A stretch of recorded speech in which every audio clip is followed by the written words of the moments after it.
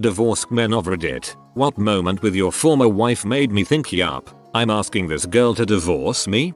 We met and spent the first 7 years of our married life on the west coast, then moved east. 5 years later, I took a job back on the west coast, but it was the middle of the school year, so I went out ahead and lived on my own until everyone could join me. Things hadn't been very good between us for a while, but I hadn't articulated it to her, or even myself, beyond vague feelings of dissatisfaction. One weekend, out there on my own, I decided to take a day and drive to one of my favorite towns, a town in which I had lived long before I knew her, a town we had visited often while married. It was late afternoon, was about to head back to my hotel when I realized that I could visit a particular beach that had special meaning to me from my earlier life there. I stopped at a convenience store, grabbed a grolsch like I used to drink on that beach, and drove out there, hiked out to a specific spot I remembered, sat down, popped the beer, and looked out over the ocean, and it hit me that I hadn't done that in over 20 years. Whenever we'd visit the area,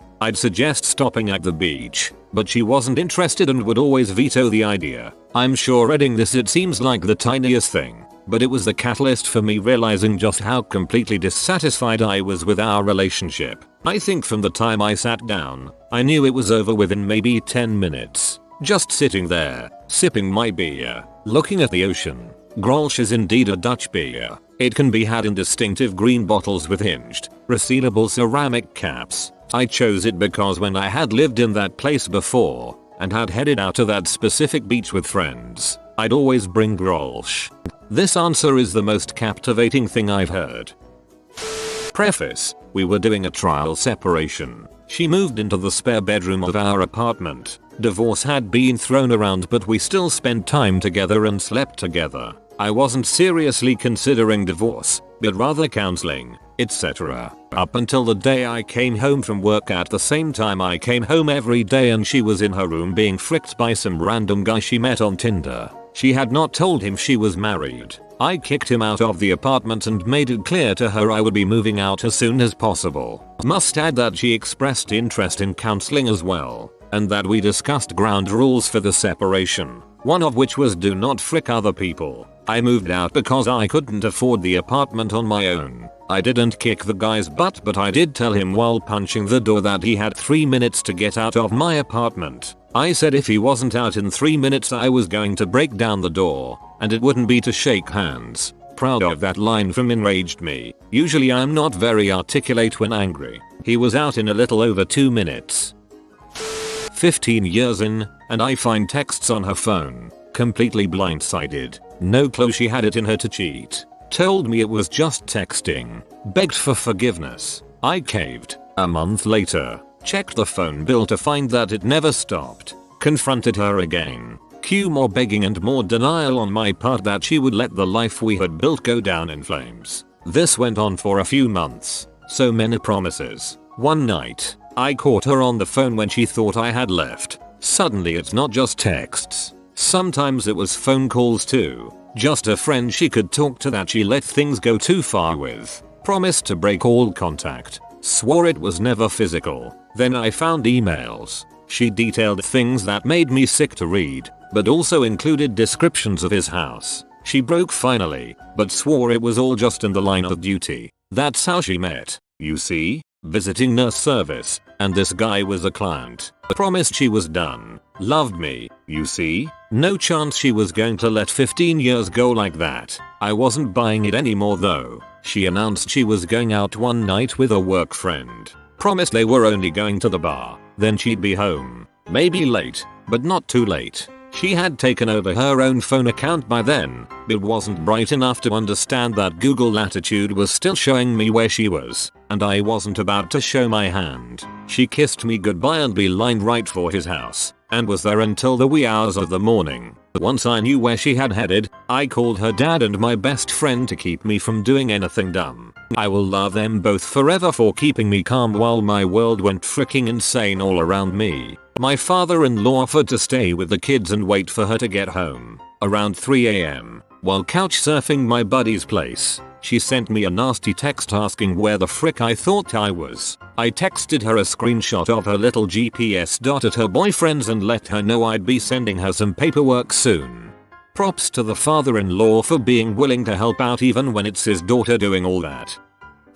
She started working at a job with people that were closer to her age, 25-30, instead of a job where her co-workers were in their late 40s, early 50s. She wanted to go out and hang out with them rather than come home and be with her family, myself and our at the time 2-year-old daughter and a godforsaken cat that she just had to have. There were a lot of other little things that added up over time, mainly her desire to drink and drive, without our daughter in the car thankfully, and 4 days a week of not coming home until 2 or 3 in the morning and not telling a soul where she was or what she was doing. After a month of that, she said she wanted a divorce. I fought it with everything I had for 3 months, decided to go to counseling, where the counselor asked her ex-wife, "In your mind in this marriage already over?" After a literal 5-minute silence, I had the answer I needed. Separated a week later and divorced a year later. We're still civil for our daughter's sake, but I will say that after the initial shock of actually going through a divorce after us both proclaiming to do whatever it takes and never getting a divorce, I will say I'm much happier now. I was able to save up and buy a house for my daughter and I, which I never would have been able to do had I stayed married.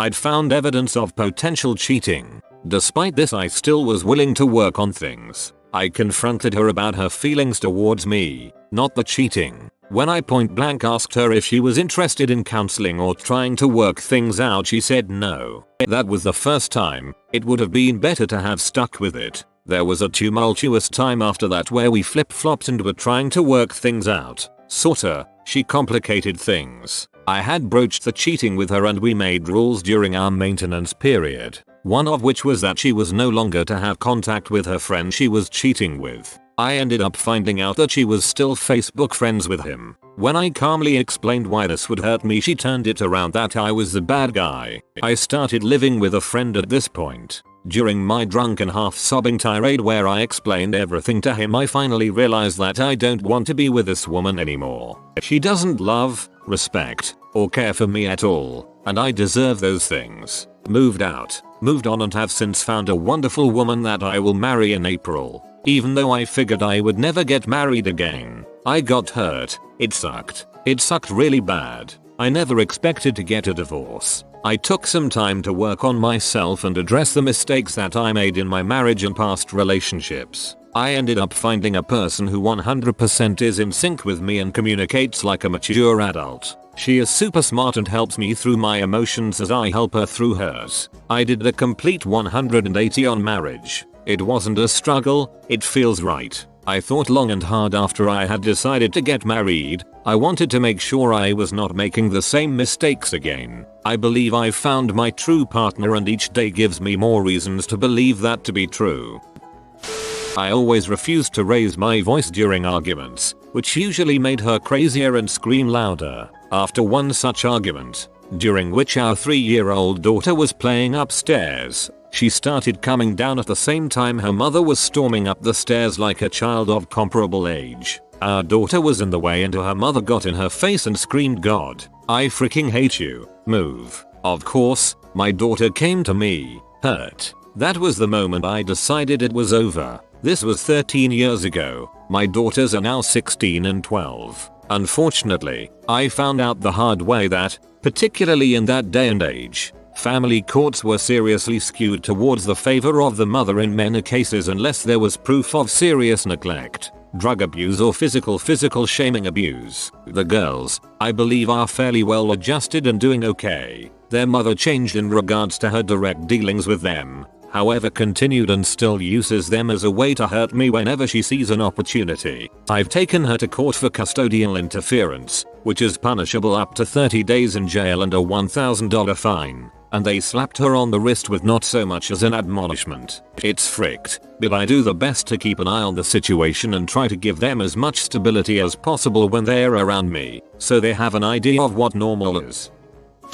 Me and my ex were always having ups and downs. Cutting up my clothes when I was out with friends, cutting my hair when I was asleep, random violence and screaming fits. The usual. We did the normal things couples were supposed to do and it seemed to prolong the episode for a time. We bought a house for example. Well, after we had the house, the next thing we needed was a cat. She loved it very much when it was a kitten, but as it grew up it became more independent. It's a cat duh, and she couldn't take this and became aggressive towards it. I remember walking in one day and she picked up the cat and threw it up in the air. It bounced off of the ceiling and then I threw her butt out of the house, bouncing her crap off the curb. I still have the cat. It amazes me the patience some people have. The moment someone does some psycho crap with anything that cuts, I am freaking gone. Whether that is my hair or my clothes, my next thought is, this person is going to cut my dong off. They're just working their way up. Be glad you got out intact.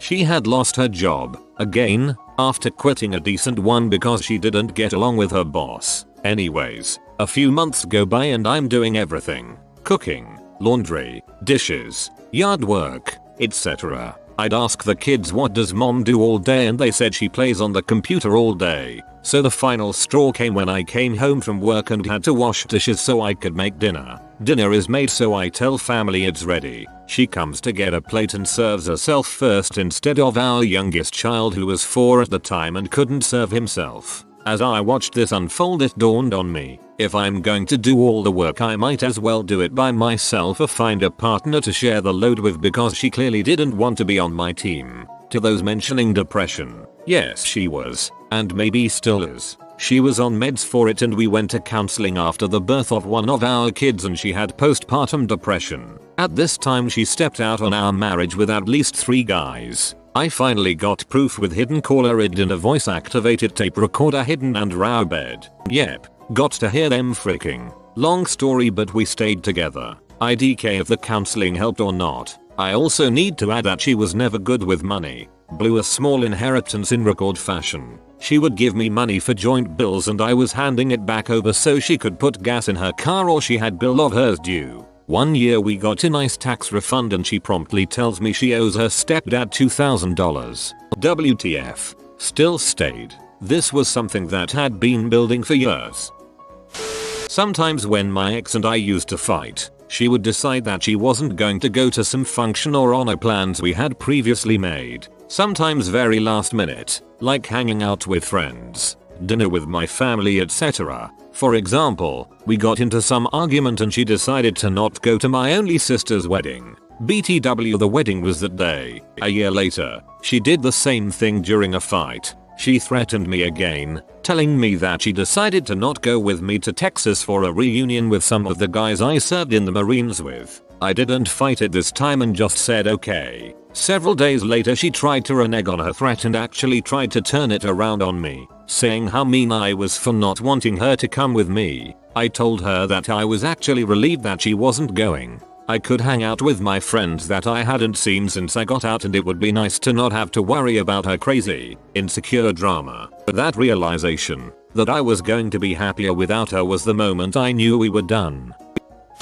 My wife at the time told me that she had called a local radio station which often discusses hardships that military families go through and sometimes gives away $1,000 to a family in need of help. She said that she informed the radio station of my deployment and how I didn't come back the same, and she told them about our daughter, 2 months premature and only 8 months old at the time, who had numerous health problems. My wife explained to me that the radio station hadn't given away the $1,000 in quite a few weeks, so they were going to give $10,000 for her telling such a heartfelt story. She called me while I was at work to tell me what had happened and I was really excited. Asked my SNCOIC to help me draw up a savings plan and figure out which debts should be paid off first, etc. Things were looking up. I get home that night and rather than being greeted with an enthusiastic hug, she points to the loft and mouths, "Not now." I'm on the phone, so I go upstairs and wait for her to finish. While I was waiting I could hear her saying things like, "Yeah, I can get those papers to you and no problem.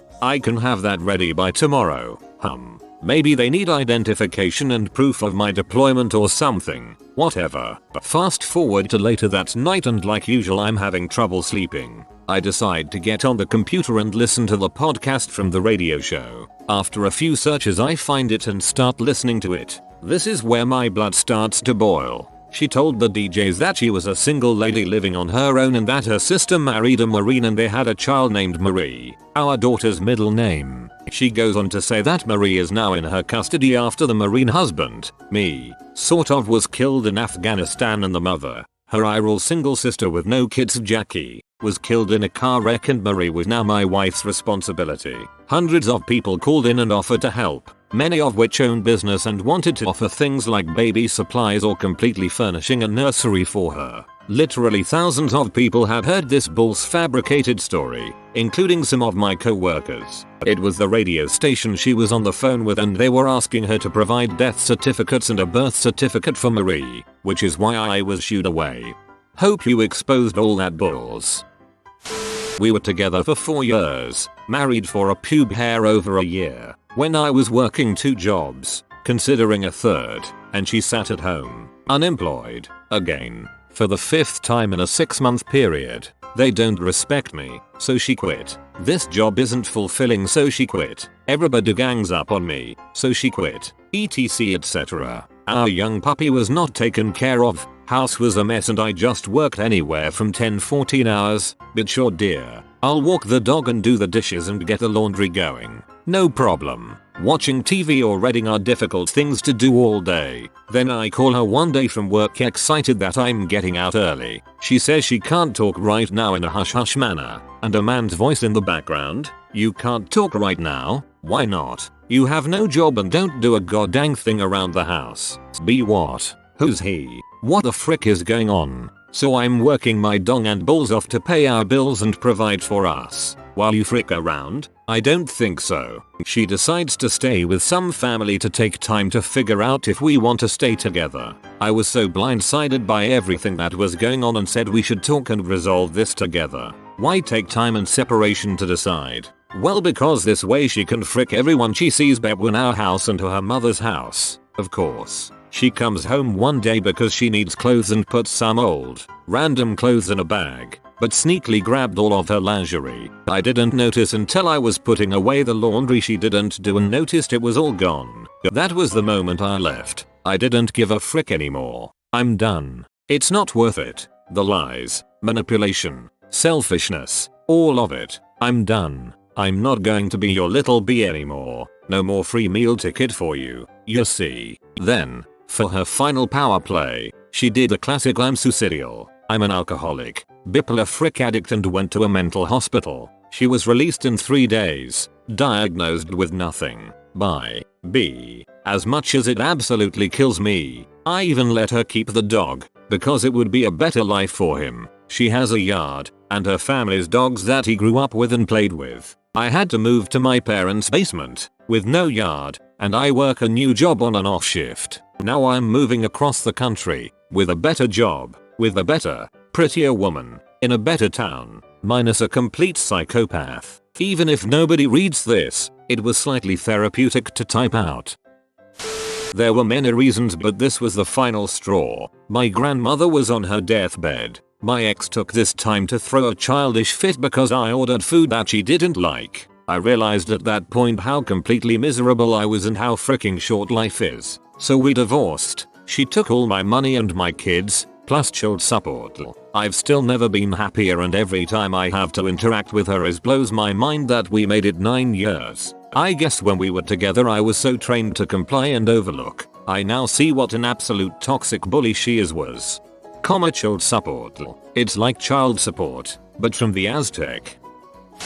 She got drunk on Christmas Eve and told me that she had been using crystal M again and that she would always be an addict, because it was her first love and it was there for her when she was a teenager and her mother died. She finally said she loved it more than she loved being a wife or a mother, and that plenty of people led normal lives while still being users. It crushed me. She was so hungover the next morning that she missed Christmas at my parents' house with our 3-year-old son. I tried to speak to her about it for the next few weeks and she refused to acknowledge the conversation. And things finally came to a head when she started inviting a couple of known H dealers into our home regularly and threatened to move out when I asked that she not bring them around our house or our son anymore. I told her we needed to talk, me, her, and my parents who were trying to help. She flipped out and disappeared for days, and when she tried to come home, I had her crap packed up.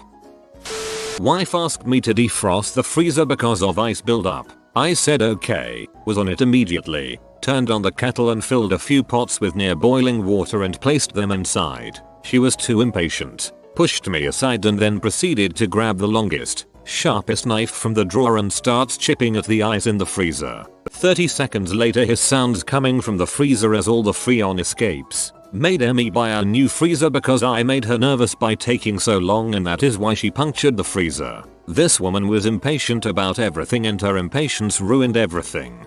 Oh man, I did that on accident once. Thought I could just speed things up a bit by chipping away at the ice. Hiss goes the Freon. I offered to pay for a replacement multiple times. This was at work and didn't have to, which was weird. I learned my lesson, though.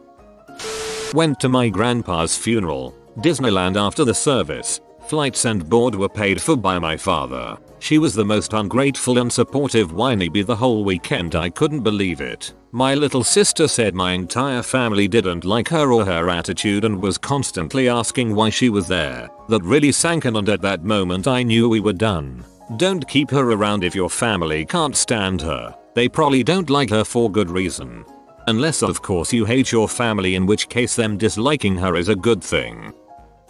I didn't want a divorce when I realized her drinking was becoming a serious problem. I didn't want a divorce when she ended up comatose from liver failure. I didn't want a divorce when the hospital bills broke through the $1 million cap. I didn't want a divorce when she came out of the coma and tried to get her life back on track. I didn't want a divorce when she became addicted to opioids. I didn't want a divorce when she became addicted to Ambien. I didn't want a divorce when her pill doctor was arrested and she couldn't get her drugs anymore. I didn't want a divorce when she started drinking again. I didn't want a divorce when I was broke, unemployed and hopeless, and all I could think of was how to keep food in our kitchen and my son in school. It was then I realized that if she went back up north and lived in the same town as her large family, she could get the help necessary to get better and I could reduce expenses and see our son graduate high school. The moment I said, yup, I want a divorce was the day she left. Her brother had come down and would drive a U-Haul back up north with her and her stuff. That day,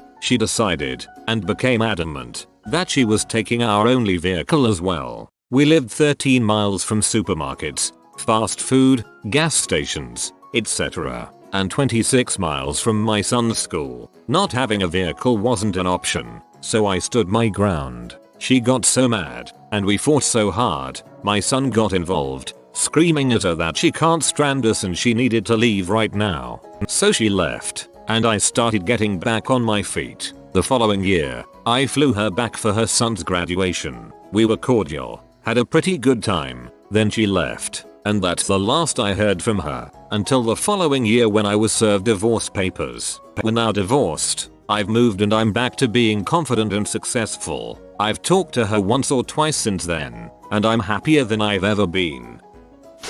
If you are new to the channel, you can subscribe. I publish new videos every day. Until then, check another video.